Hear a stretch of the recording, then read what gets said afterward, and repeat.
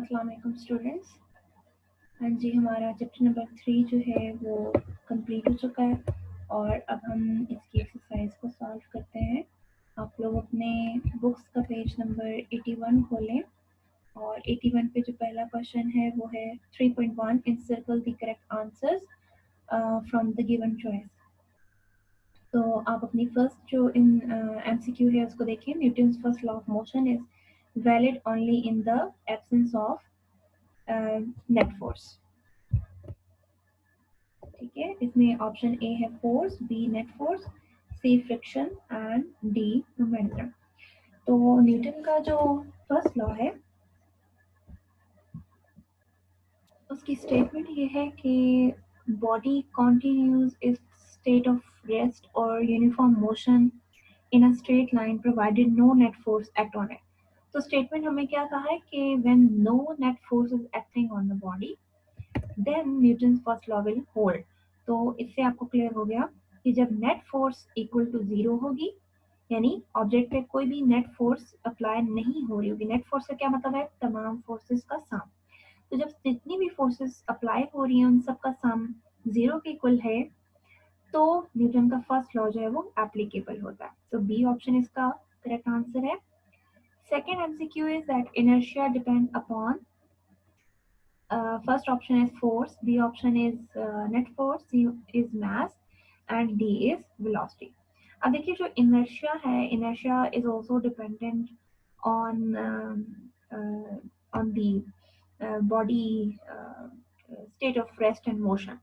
तो अगर inertia को देखा जाए तो हम फर्स्ट लॉ ऑफ मोशन को भी इनर्शियल लॉ ही कहते हैं। ठीक है, तो इनर्शिया बेसिकली किस चीज पे डिपेंड कर रहा होता है? बॉडी के मास पे। जितना ज्यादा बॉडी का मास होता है उस बॉडी में इनर्शिया भी उतना ही ज्यादा होता है। ठीक है, और जितना मास कम होगा उस बॉडी का इनर्शिया भी उतना ही कम होगा। So inertia depends upon mass. इसका करेक्ट आंसर है option C. Our third MCQ is a body jumps out of moving bus and there is a danger for him to fall. अच्छा जी, first option is towards the moving bus and second option away from the bus. C option is in the direction of the motion, यानी जिस direction में बस move कर रही है उसकी डायरेक्शन में वो ऑब्जेक्ट फॉल होगा चलती हुई बस में। ठीक है, ब्रेक वगैरह नहीं अप्लाई हुई।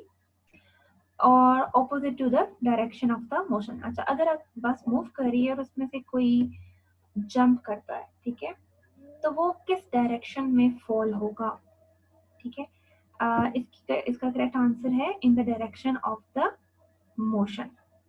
ठीक है, क्योंकि देखिए जब एक पर्सन उसमें बस में मूव कर रहा होता है तो बस की जो मोशन है वही उस पर्सन की, या जो पर्सन फॉल करने लगा है या बॉय जंप करने लगा है उसकी बॉडी की डायरेक्शन भी मोशन की वही है।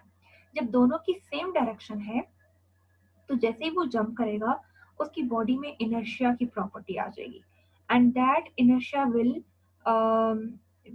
Not stop it. ठीक है, यानी उसको रुकने से रोकेगा।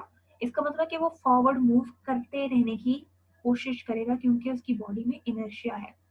तो जिस डायरेक्शन में बस मूव कर रही है उस बॉडी का जो इनर्शिया है बॉय का जो जंप कर रहा है बस में से, वो भी उसको फॉरवर्ड डायरेक्शन में ही मूव करने की कोशिश करेगा। सो उस वो जो फॉल आउट होगा बस say that will be in the direction of the motion. ठीक है, और क्योंकि उसकी इनर्शिया की प्रॉपर्टी की वजह से उसकी मोशन जो है वो बस के इक्वल रहने की कोशिश करेगी, जिसकी वजह से वो काफी ज्यादा डेंजरस फॉर्म में गिर सकता है। Number 4, a string is stretched by the two equal and opposite forces 10 Newton each. The tension in the string is A option is 0, B option is 5 Newton, C is 10 Newton and D is 20 Newton. तो इसका जो correct answer है वो है C 10 Newton. ठीक है, क्यों है 10 न्यूटन? वैसे तो आप कहेंगे कि दोनों डायरेक्शन में इक्वल फोर्स अप्लाई हो रही है, एक दूसरे के ऑपोजिट अप्लाई हो रही है, तो इसको तो कैंसिल हो जाना चाहिए, 0 होनी चाहिए, बट ऐसा नहीं होता।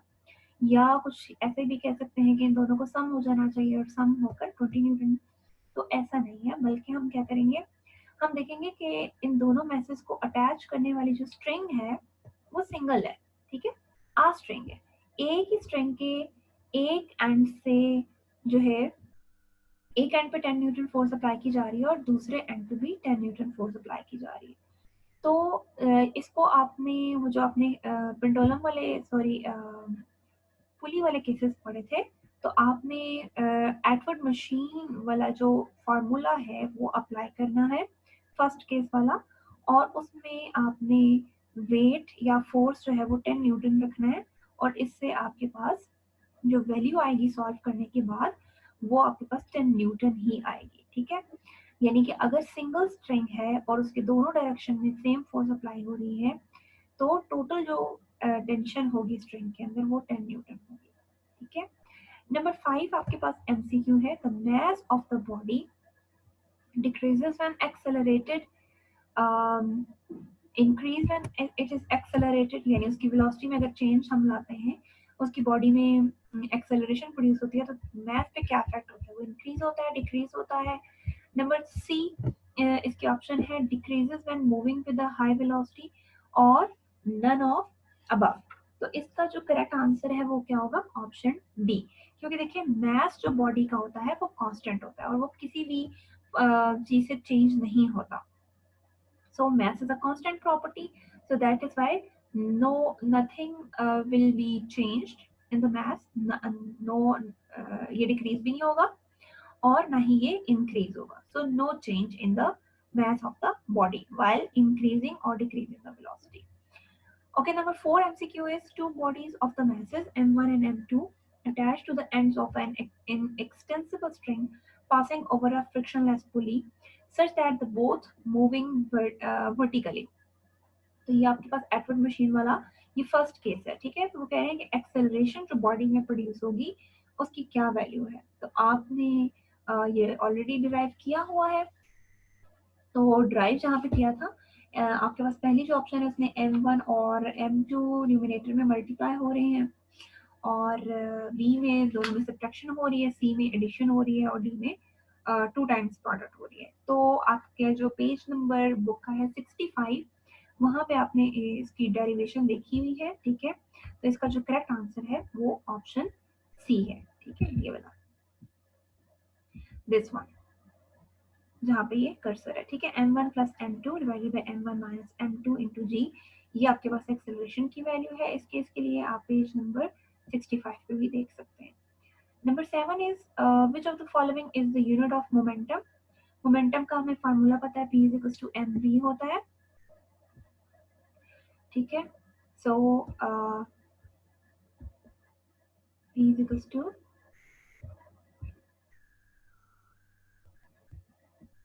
mv, ठीक है। तो अगर हम इसका यूनिट देखें तो मास को हम मेजर करते हैं केजीज में, और जो हमारे पास वेलोसिटी है that is measured in metre per second, ठीक है। लेकिन आपको पता है कि केजी मीटर पर सेकेंड, ये मीटर पर सेकेंड स्क्वायर है, ठीक है। मीटर पर सेकेंड को अगर हम यहाँ पे रिप्लेस कर दें न्यूटन से, ठीक है, केजी मीटर पर सेकेंड को न्यूटन से अगर रिप्लेस कर दें तो न्यूटन सेकेंड जो है वो हमारे पास इसका आंसर आ जाएगा, ठीक है जी। सो ये हमारे पास इसका आंसर आ जाएगा, सी ऑप्शन इसका करेक्ट आंसर है, this one, Newton second is the. अच्छा, इसके दो यूनिट हैं, ठीक है, मोमेंटम के, एक हम KG metre per second square, sorry metre per second भी ले सकते हैं, और दूसरा न्यूटन सेकेंड भी। तो इससे कंफ्यूज नहीं होइएगा, मीटर पर सेकेंड स्क्वायर अगर है तो ये आपको वेलोसिटी को रिप्रेजेंट नहीं कर रहा, ठीक है। मीटर पर सेकेंड स्क्वायर जो है वो एक्सेलरेशन का यूनिट होता है, तो इससे कंफ्यूज नहीं होना कि वेलोसिटी का जो यूनिट है वो मीटर पर सेकेंड होता है, और इसलिए इसका जो दूसरा ऐसा यूनिट है वो यहाँ पे मेंशन है, तो इसका सही आंसर सी ऑप्शन है। नेक्स्ट हमारे पास एमसीक्यू है, when horse pools a cart the action is on the, यानी कि जब हॉर्स अपने पीछे अटैच कार्ट को पुल करता है तो वो हॉर्स एक्शन किस पे अप्लाई करे, ठीक है। तो एक्शन क्योंकि हॉर्स अप्लाई कर रहा है, आगे की तरफ मूवमेंट कर रहा है, और मूवमेंट के दौरान अर्थ के ऊपर जो है वो एक फोर्स अप्लाई कर रहा है, जिसकी वजह से अर्थ रिएक्शन फोर्स अप्लाई कर रही है और हॉर्स मूव कर रहा है, लेकिन इसके साथ साथ हॉर्स कार पे भी एक्शन अप्लाई कर रहा है, यानी उस पर भी फोर्स अप्लाई कर रहा है। इसका मतलब है कि हॉर्स इज अप्लाइंग फोर्स, और you can say that it is applying action on earth and as well as on the car. दोनों चीज़ों पे वो एक्शन अप्लाई कर रहा है और दोनों से ही उसको रिएक्शन मिल रहा है।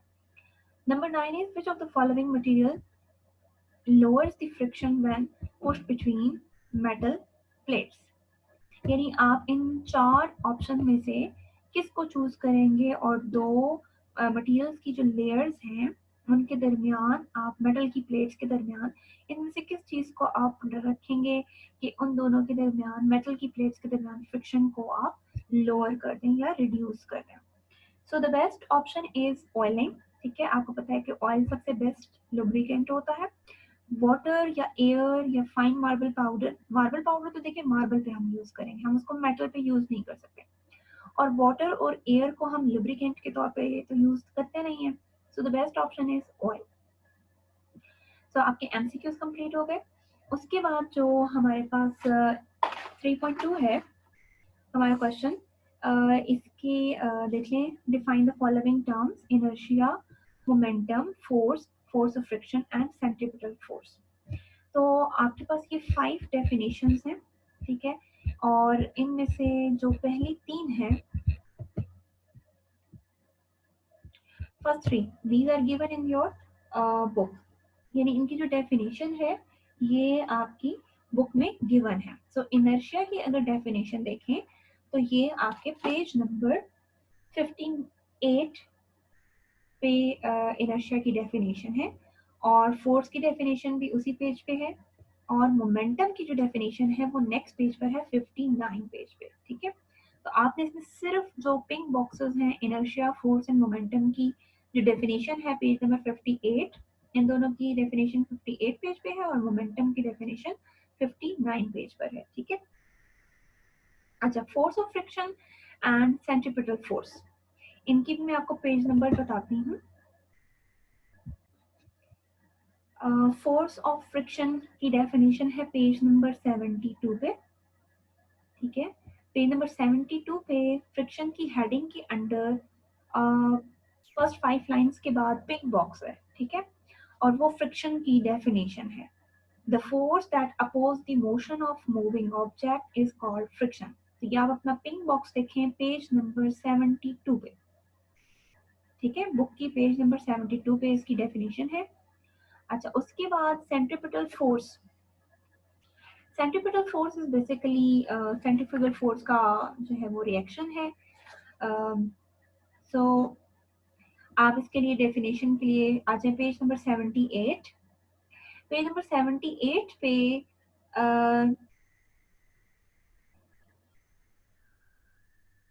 आपने जो पूरा पैराग्राफ है उस पूरे को इसके 5 के अंडर एक्सप्लेन कर देना है। ठीक है, क्योंकि उसमें जो एक्सप्लेनेशन है, आप जब तक वो सारी नहीं लिखेंगे तो सेंट्रीपिटल फोर्स डिफाइन नहीं हो सकती। ठीक है ना, तो आपने ये पूरी जो है पहले एक्सप्लेनेशन लिखनी है, फिर उसकी जो लास्ट 2 लाइंस है page number 78, centripetal,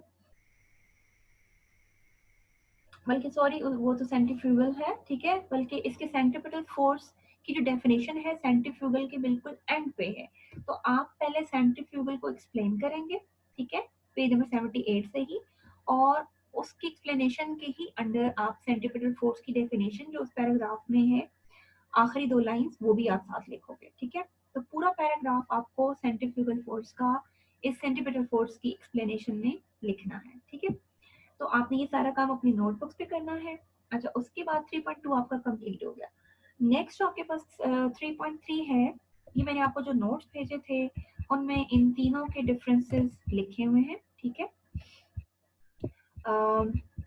math and weight का डिफरेंस भी है। ठीक है, उसके बाद एक्शन एंड रिएक्शन का, and sliding friction and rolling friction, इन तीनों की जो डिफरेंसेस हैं वो मैंने आपको जो लास्ट वीक में नोट्स भेजे थे उनमें इनका डिफरेंस मौजूद है। ठीक है, तो आई होप कि आपने ऑलरेडी लिख लिया होगा अपनी कॉपीज पे, और अगर अभी तक आपने नहीं लिखा, ठीक है, तो आप इस काम के साथ उसको भी कंप्लीट कर लीजिएगा। उसके बाद जो क्वेश्चन नंबर है 3.4, what is the law of inertia. ये आप लोग अपने पेज नंबर ओपन कीजिए, पेज नंबर 60। यहाँ पे जो आपकी फर्स्ट लाइन है, since the Newton's first law of motion deal with the inertial property of matter, therefore Newton's first law of motion is also known as law of inertia। तो आपके पास जो question number 3.4 है, 3.4 का आपने ये 3 lines में answer देना है, यानी कि जो फर्स्ट लॉ ऑफ मोशन है न्यूटन का, वही लॉ ऑफ इनर्शिया भी है। ठीक है, आपने ये 3 लाइंस उसमें लिखनी है। नेक्स्ट हमारे पास क्वेश्चन है, why is it dangerous to travel on the roof of the bus. इसका आंसर आपकी जो नोट्स हैं वो मैंने ऑलरेडी भेज दिए, 3.5 मैंने आपको सेंड कर दिया था। उसके बाद नेक्स्ट क्वेश्चन है, why does the passenger move outward when a बस टेक अ टर्न। इसका जो आंसर है वो पेज नंबर 60 पे है। अगेन आप अपना पेज नंबर 60 ओपन कीजिए। सो आपका ये जो साइड बॉक्स है, when a bus takes a sharp turn, the passenger fall in the outward direction. It is due to inertia that they want to continue their motion in a straight line and thus fall outward. So ये आपके पास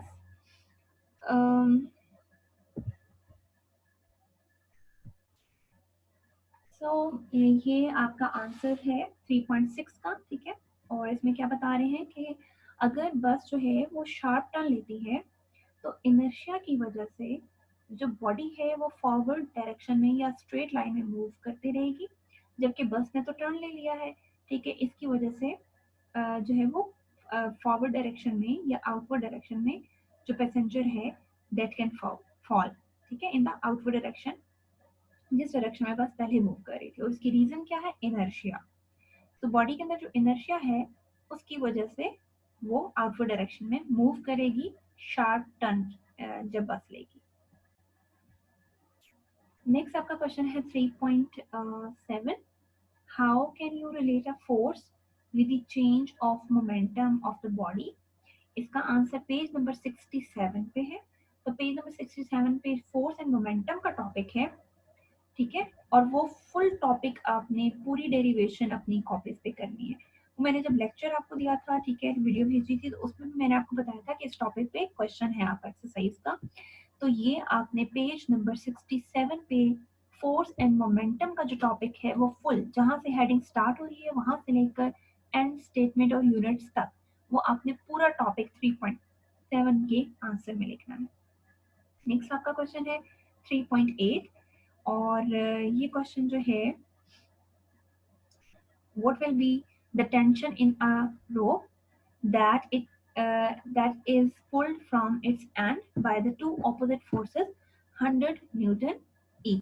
इसका answer भी आपको notes में मैंने भेजा था, और इसका आंसर 100 न्यूटन ही होगा। ठीक है, कि अगर एक रोप को दोनों एंड से आप 100 न्यूटन से पुल आउट करते हैं, ठीक है, यानी दो एंड्स पे दो पर्सन है और एक भी 100 न्यूटन फोर्स अप्लाई कर रहा है और दूसरा भी, तो टोटल उसमें टेंशन कितनी प्रोड्यूस होगी, क्योंकि देखिए रोप तो एक है ना, सिंगल, तो उसमें जो टोटल टेंशन प्रोड्यूस होगी वो 100 न्यूटन ही होगी। अगर आप इसको प्रूव करना चाहते हैं मैथमेटिकल, तो मैथमेटिकल प्रूफ के लिए आपने इस 100 न्यूटन फोर्स में से अगर आप मैथ निकालें तो W=mg वाले फार्मूले से आप इसका मैथ निकाल लेंगे। मैथ कितना आएगा इसका, 10। ठीक है, आप उस 10 केजी मैथ्स को, जो आपका टेंशन वाला फर्स्ट केस था, दो केसेस हमने पढ़े हैं एटवुड मशीन वाले, जो फर्स्ट केस वाला फार्मूला है टेंशन का, आपने उसमें सब्स्टिट्यूशन करनी है, और जब आप उसको प्रूव करेंगे यानी सॉल्व करेंगे तो आपका आंसर 100 न्यूटन ही आएगा। ठीक है, क्योंकि सिंगल रोप है तो 100 न्यूटन ही आंसर आएगा। उसके बाद क्वेश्चन है 3.9, action and reaction are always equal and opposite, then how does the body move। तो इसका आंसर भी आपको मैंने नोट्स में भेज दिया है। 3.10 में है, a horse pulls the cart and if the action and reaction are equal and opposite then how does the cart move। इसका आंसर भी आपको मैंने ऑलरेडी नोट्स में भेज दिया है। 3.11 जो है, what is the law of conservation of momentum.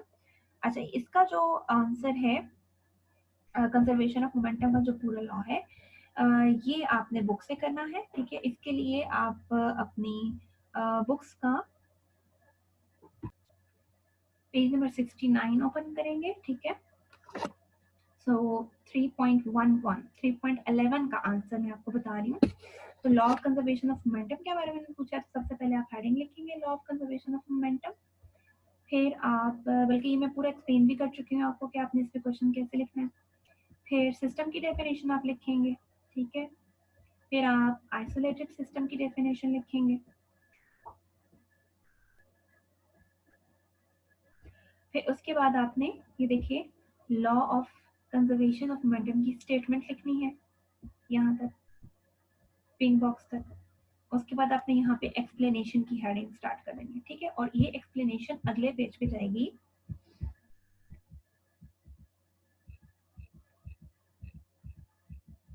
यहाँ तक, ठीक है। ये इसके 3.7 के प्रूफ के एंड तक। तो इस पैराग्राफ पर आपने ये क्वेश्चन कंप्लीट करना है, ठीक है, कंसिडर से ऊपर तक। ये आपका 3.11 का आंसर आ गया। और ये जो अगला पैराग्राफ शुरू हो रहा है ये 3.13 का आंसर होगा, ठीक है। अभी मैं आपको वो भी एक्सप्लेन करती हूँ। तो अगेन कम टूवर्ड्स एक्सरसाइज। 3.12 का आंसर आपको मैंने सेंड किया था नोट्स में। और 3.13 when a gun is fired it requires why. तो इसका आंसर मैंने अभी आपको एक्सप्लेन किया था कि वही जो पेज नंबर आपका है 70, जहाँ पे आपका 3.11 का आंसर खत्म हुआ है, बिल्कुल उससे अगले पैराग्राफ से आपने स्टार्ट करना है 3.13 का आंसर। कंसिडर अ सिस्टम से स्टार्ट करेंगे, ठीक है। और मैं आपको पेज पे ले जाती हूँ, ठीक है। हाँ जी, यहाँ पे पेज नंबर 70 पे consider a system of gun से स्टार्ट करना है ये सारा, ठीक है। और आपने अगले पेज पे जाना है,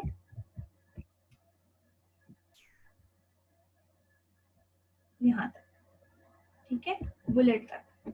अगले पेज पे ये जो सारी डेरिवेशन है ये करने के बाद आपने यहाँ तक बुलेट तक इसका आंसर लिखना है। तो ये आपका 3.13 का आंसर है, ठीक है। उसके बाद जो आपका नेक्स्ट क्वेश्चन है 3.14 describe two situations in which force of friction is needed. तो इसका जो आंसर है वो आपकी बुक के पेज नंबर 76 पे है। Here in the second paragraph page number 76 पे, ठीक है। ये सारी जो है ये हमारे पास वो सिचुएशंस मेंशन है जहाँ पे फ्रिक्शन की ज़रूरत है। और फ्रिक्शन जो है आप यहाँ से कोई भी 2 पॉइंट्स लिख लें। यहाँ से एक पहला ये लिख लें, वी कैन नॉट राइट, यानी फर्स्ट सिचुएशन, फर्स्ट पॉइंट आप यहाँ से लिखें, we can not write if there will be no friction between the paper and the pencil. One point ये हो गया। सेकेंड पॉइंट आप लिखिए, friction enable us to walk on the ground, we can not run on a slippery ground, ठीक है। ये second situation आ जाएगी। आप फिर कोई भी 3 भी लिख सकते हैं, 4 भी लिख सकते हैं, आपको जो याद रहे। Birds could not fly if there is no air resistance, ये लिख लीजिए, ठीक है। तो 2-3 आपके पॉइंट्स बन रहेंगे। क्वेश्चन में 2 की रिक्वायरमेंट है। आप अगर 3 पॉइंट्स भी लिख लेते हैं तो अच्छा है, 4 लिख लें तो आपको ये होगा कि पेपर्स के लिए ज़रा आसानी होगी कि अगर पेपर में 3 या 4 पॉइंट्स आ जाते हैं लिखने के लिए तो आपको पता होगा, ठीक है जी। तो ये 3-4 सिचुएशन है जहाँ पे फ्रिक्शन नीड होती है, फ्रिक्शन की जरूरत होती है। उसके बाद जो नेक्स्ट क्वेश्चन है 3.15, how does the oiling the moving parts of the machine lower the friction. हमें पता है कि ऑयल जो है वो तो लुब्रिकेंट के तौर पे काम करता है, ठीक है। और ये ऑब्वियसली अगर आप किसी मशीन के पार्ट्स में यूज़ करेंगे तो ये उसके दरमियान फ्रिक्शन को रिड्यूस करेगा। तो 3.15 का जो आंसर है वो मैंने आपको नोट में भेज दिया हुआ है। उसके बाद 3.16 describe ways to reduce the friction. जैसे आपने वो वेज बताने हैं या पॉइंट्स बताने हैं जिनको यूज़ करके हम फ्रिक्शन को ओवरऑल रिड्यूस कर सकते हैं, ठीक है। तो इसका आंसर भी पेज नंबर 76 पे है जहाँ पे हमने वो सिचुएशंस देखिए जहाँ पे हम फ्रिक्शन को यूज कर सकते हैं। पेज नंबर 76 पे आ जाए तो वहीं पे आपका क्वेश्चन नंबर 3.16 का भी आंसर है। हाँ जी, यहाँ पे पेज नंबर 76 पे this is the heading methods of reducing friction. आपने पहले ये हेडिंग लिखनी है और उसके बाद इसके अंदर जितने भी पॉइंट्स हैं फ्रिक्शन को रिड्यूस करने के, यहाँ तक 4 पॉइंट्स हैं, आपने ये सारे 4 पॉइंट्स इसमें मेंशन कर देने हैं। तो आपने ये पूरा क्वेश्चन जो है का आंसर जो है वो यहाँ से यहाँ तक लिखना है। This is your answer of question number 3.16। Okay जी, नेक्स्ट जो हमारा क्वेश्चन है that is 3.17, why the rolling friction is less than sliding friction. ठीक है, आपने रीजन बतानी है कि जो रोलिंग फ्रिक्शन है वो स्लाइडिंग फ्रिक्शन से कम क्यों है। ठीक है, तो इसका जो आंसर है वो भी मैंने आपको नोट्स में भेजा था। ठीक है, कि रोलिंग फ्रिक्शन जो होती है वो स्लाइडिंग से कम होती है क्योंकि जो कांटेक्ट एरिया होता है वो रोलिंग फ्रिक्शन में कम होता है और स्लाइडिंग फ्रिक्शन में कांटेक्ट एरिया दोनों बॉडीज का ज़्यादा हो जाता है। तो जितना ज़्यादा एरिया कांटेक्ट में होगा फ्रिक्शन की वैल्यू उतनी ज़्यादा इंक्रीज हो जाएगी। और अगर हमारे पास जो कांटेक्ट एरिया है वो बहुत ज़्यादा कम होगा, जैसे अगर हम दो स्लाइडिंग फ्रिक्शन को जो है वो उनके दरमियान जो है वो बॉल बेरिंग्स इस्तेमाल कर लें या व्हील्स यूज़ कर लें, तो इससे क्या होगा कि कांटेक्ट एरिया कम हो जाएगा जिसकी वजह से फ्रिक्शन की वैल्यू भी डिक्रीज हो जाएगी। तो इसका पूरा आंसर मैंने आपको नोट्स में भेजा हुआ 3.17 का। उसके बाद जो हमारा नेक्स्ट क्वेश्चन है 3.18, what do you know about the following? Tension in the string, limiting force of friction, breaking force, skidding of the vehicle and seat belts. तो इनको मैं बारी बारी आपको एक्सप्लेन करती हूँ।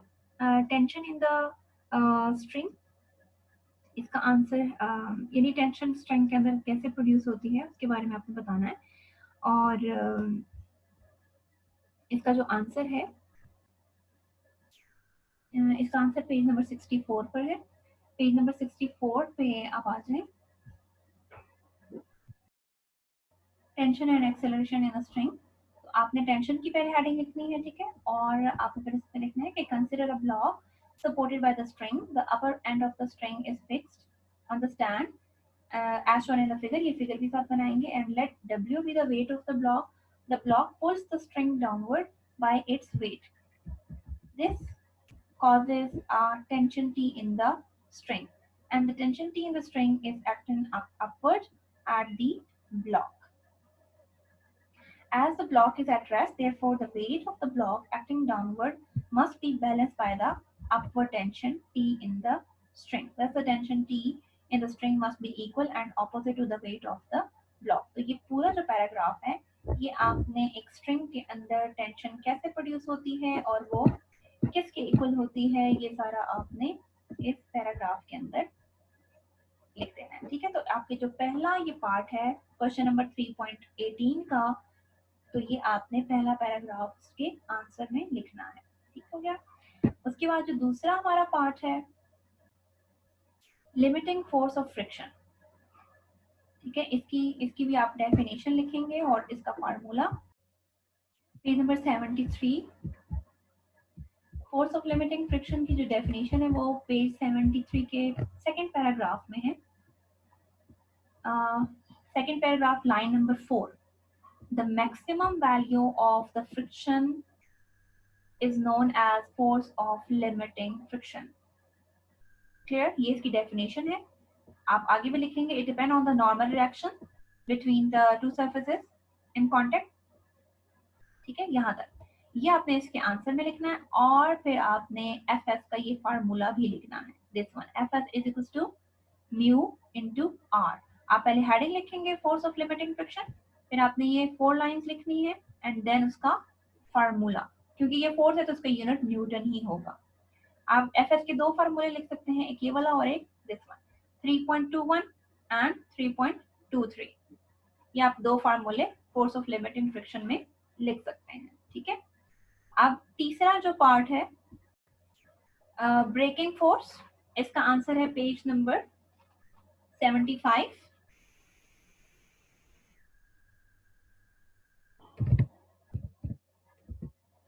पेज नंबर 75 पे देखिए ब्रेकिंग एंड स्किडिंग, ठीक है। तो इसमें जो हमारे पास पहला पैराग्राफ है ये ब्रेकिंग से रिलेटेड है। टू मूव अ व्हीकल यहाँ से लेकर स्लिपिंग तक, ठीक है। ये ऑलरेडी हम एक्सप्लेन कर चुके हैं। आपने ये पहला पूरा पैराग्राफ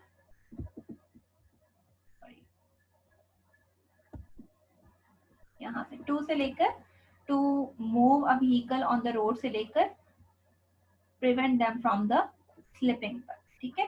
तो ये आपका ब्रेकिंग में आ जाएगा।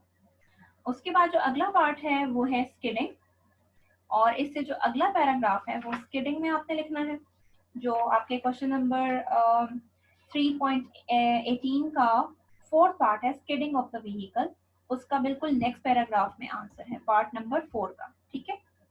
ये आपने पूरा पैराग्राफ यहाँ तक लिख लेना है, ठीक है जी। तो ये आपका 3.18 के 4 पार्ट का आंसर है। उसके बाद सीट बेल्ट, क्वेश्चन नंबर 3.18 का 5 पार्ट में सीट बेल्ट के बारे में पूछा है। तो सीट बेल्ट के बारे में साइड बॉक्स है ऑन पेज नंबर 69 पे ये देखिए यूजफुल इंफॉर्मेशन, ये फिफ्थ पार्ट है क्वेश्चन नंबर 3.18 का। In case of an accident a person not wearing a seat belt will continue moving until stopped suddenly by something before him. This something may be a windscreen, another passenger, or the back of the seat in the front of him or her. Seat belts are useful in two ways. तो आपने seat belt की यहाँ पे तो हो गई उसके benefits, ठीक है, या ये कहने के अगर सीट बेल्ट आप यूज नहीं करोगे तो उसका क्या नुकसान हो सकता है, और आगे ये आपको कैसे हेल्पफुल हो सकती है, ये उसके दो पॉइंट्स हैं। तो ये आपका पूरा जो साइड बॉक्स है यहाँ एंड तक ये फुल ब्लू बॉक्स आपने सीट बेल्ट के आंसर में पॉइंट्स बना के जिस तरह पॉइंट्स गिवन है आपने बिल्कुल इसी तरीके से लिखने हैं, ठीक है जी। तो आपका 3.18 यानी 3.18 जो क्वेश्चन है वो भी कंप्लीट हो गया। अब जो 3.19 है, what will be happen if all the friction suddenly disappear, इसका आंसर आपको मैंने भेजा है, ठीक है, नोट्स में ऑलरेडी मैं भेज चुकी हूँ। 3.20 देखें, why the spinner of the washing machine is made to spin at very high speed। तो इसकी जो वर्किंग है स्पिनर की वो पेज नंबर 79 पे गिवन है। वॉशिंग मशीन ड्रायर, ठीक है, पेज नंबर आप 79 जो है उस पे आ जाए।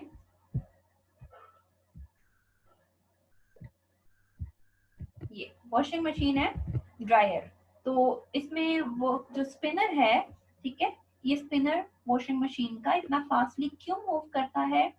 इट इज मूव्ड ताकि जो ड्रॉपलेट्स हैं क्लॉथ्स के अंदर उनको एनफ सेंट्रीपिटल फोर्स मिल जाए, ठीक है, और वो जो ड्रॉप्स हैं वो सेंट्रीपिटल फोर्स की वजह से एक सर्कुलर पाथ को फॉलो करें, और जो उसके अंदर होल्स हैं वो उससे बाहर आ जाएगा जब उनको एनफ सेंट्रीपिटल फोर्स नहीं मिलेगी। तो ये जो इसकी स्पिनर की स्पीड है वो इसलिए फास्ट होती है ताकि ड्रॉपलेट्स को एनफ सेंट्रीपिटल फोर्स जो है वो मिल सके, यानी इतनी वो एनफ स्पीड पे चले जाएं कि वो आराम से इन छोटे छोटे जो होल्स हैं इनसे बाहर फॉल डाउन हो जाए, ठीक है। तो ये इसका आंसर है, ये पूरा पैराग्राफ आपने इसके आंसर में लिखना है। तो उसके बाद जो है हमारे क्वेश्चंस कंप्लीट हो गए हैं। अच्छा, कि जो बैंकिंग ऑफ रोड है एंड क्रीम सेपरेटर, ये भी बहुत इंपॉर्टेंट क्वेश्चंस हैं, इन पे भी आप क्वेश्चंस जो है वो आप याद कर सकते हैं कि what is the banking of the road. ये एक्सरसाइज में नहीं है, ठीक है, बैंकिंग ऑफ रोड का भी क्वेश्चन नहीं है और क्रीम सेपरेटर का भी क्वेश्चन आपकी एक्सरसाइज में नहीं है, बट ये दोनों जो हेडिंग्स हैं ये भी आपने इन पे भी क्वेश्चन बनाने हैं कि what is the banking of roads and how cream separator work. Clear. तो ये दो क्वेश्चन आप इन पे एक्स्ट्रा बना लें, आपने ये भी अपनी नोटबुक्स पे करने हैं। तो आपकी एक्सरसाइज कंप्लीट हो चुकी है। जो बीच में एक्स्ट्रा क्वेश्चंस मैंने आपको करवाने थे वो भी मेंशन मैंने कर दिए हैं, और नेक्स्ट वीडियो में हम न्यूमेरिकल सॉल्व करेंगे, ठीक है। तो आप अपनी ये जो एक्सरसाइज है इसको अपनी नोटबुक्स पे एक दफा कर लें और साथ साथ याद भी कर लें इनके आंसर्स। ओके, अल्लाह हाफिज।